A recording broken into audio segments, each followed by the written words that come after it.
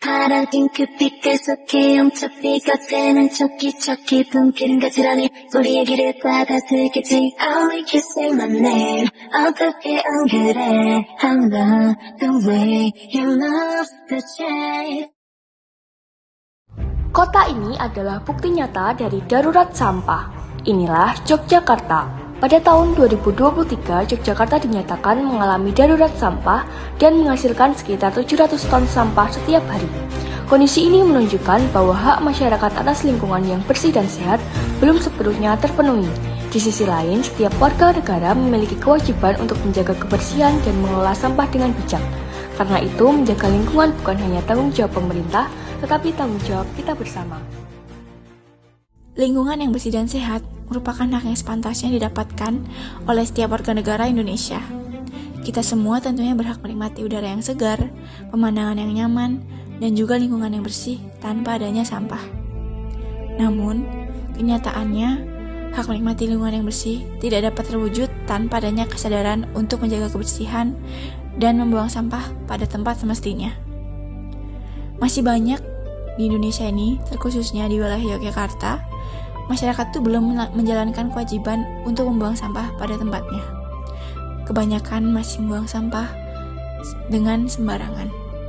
Kelompok kami kemarin melakukan survei ke beberapa tempat yang memiliki sungai di sekitaran Condong Catur. Dan ternyata masih banyak sekali masyarakat yang membuang sampah di sungai. Sungai yang seharusnya menjadi sumber kehidupan dan bagian penting dari lingkungan, kini dipenuhi oleh sampah. Dari yang kami lihat, sampah-sampah ini menumpuk hingga ada yang tersangkut di pepohonan dan pinggiran sungai. Bahkan ketika kami ke tempat lokasi pun, lokasi tersebut menimbulkan bau yang sangat tidak sedap. Kondisi ini menunjukkan masih rendahnya kesadaran beberapa masyarakat terhadap kewajiban untuk menjaga lingkungan sekitar. Maka dari itu, diperlukan kesadaran bersama untuk berhenti membuang sampah ke sungai.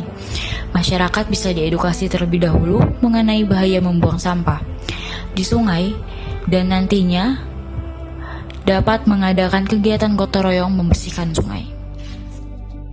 Masih ditemukan juga sampah di jalan besar dekat RSPKU Gamping dan di Ring Road. Ini merupakan bukti bahwa banyak masyarakat yang masih SDM rendah.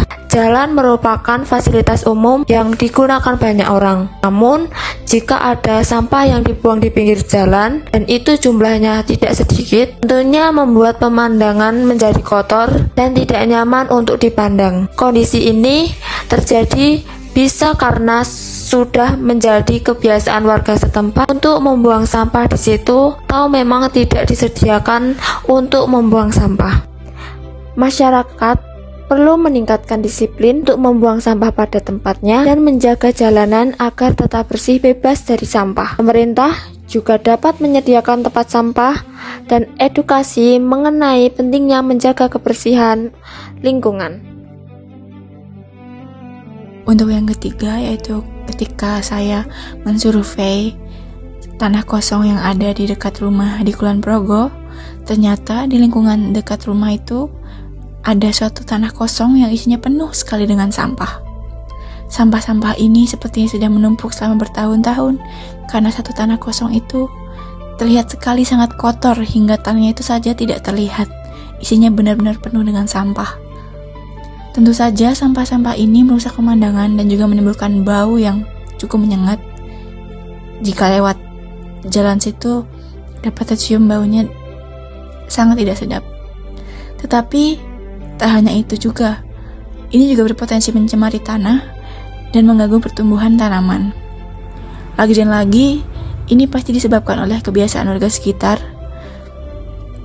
Mungkin saja mereka berpikir karena ini merupakan tanah kosong, jadi dapat membuang sampah secara sembarangan. Masyarakat ini dapat diedukasi untuk tidak menjadikan lahan kosong sebagai tempat pembuangan sampah. Kemudian rencana selanjutnya bisa diajarkan kerja bakti dan pengelolaan sampah yang baik, dan juga penerapan memilah sampah bisa menjadi langkah sederhana untuk mengembalikan fungsi lingkungan supaya tetap bersih dan tetap terjaga. Lalu yang terakhir kami mendatangi salah satu pasar, yaitu Pasar Jiwangan yang merupakan pusat aktivitas ekonomi masyarakat. Setelah kami mencoba mengelilingi pasar dan melihat bahwa pasar ini tidak tergolong kumuh, namun juga masih terlihat kotor. Di pasar, kami masih menemukan beberapa sampah organik serta sampah plastik yang masih berserakan di sekitar jalan, sehingga sedikit menimbulkan kesan bau dan kotor. Namun, terdapat juga upaya pengelolaan sampah di pasar yang sudah dilakukan, seperti seorang bapak yang memanfaatkan sampah organik seperti sisa sayur dan buah untuk dijadikan pakan ternak. Tindakan ini menunjukkan bahwa sampah tidak selalu menjadi masalah apabila dikelola dengan baik. Kami juga sempat mewawancarai dan menanyakan kondisi kebersihan di sampah ini. Saya ini kan limbah pasar ini kita manfaatkan untuk pakan ternak. Nah, pakan ternak limbah pasar. Terus pada pasar ini juga disediakan pemilihan tempat sampah seperti botol plastik, kardus, dan lainnya, dalam upaya bisa didaur ulang dan mengurangi sampah yang berserakan.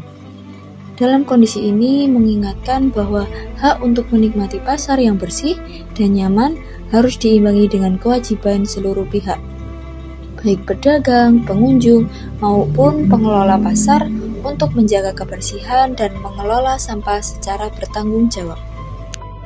Dari berbagai kondisi yang kami temukan, terlihat bahwa masih ada ketidakseimbangan antara hak dan kewajiban warga negara dalam menjaga lingkungan. Kita semua menginginkan lingkungan yang bersih, sehat, dan nyaman, tetapi hal tersebut tidak akan tercapai apabila kewajiban menjaga kebersihan diabaikan. Oleh karena itu, diperlukan kesadaran, kepedulian, dan kerjasama dari seluruh masyarakat untuk menjaga lingkungan.